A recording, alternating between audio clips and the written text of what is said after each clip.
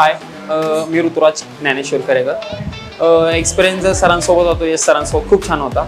म्हणजे एस सरांच्या अकॅडमीला यायच्या अगोदर मी लोकलमध्ये काम करतो, लोकल सेलन वगैरेमध्ये. पण सरांच्या नंतर आज मला असं एक वाटलं की आपण काहीतरी प्रोफेशनली केलं पाहिजे. त्यामुळे सरांच्या मार्गदर्शनाखाली मी सरांकडे आलो, अकॅडमी जॉईन केली. अकॅडमीनंतर सरांकडेच जॉब केला थोडे दिवस. सरांच्या जॉबनंतर मग बाहेर मी ॲपल सलूनमध्ये गेलो.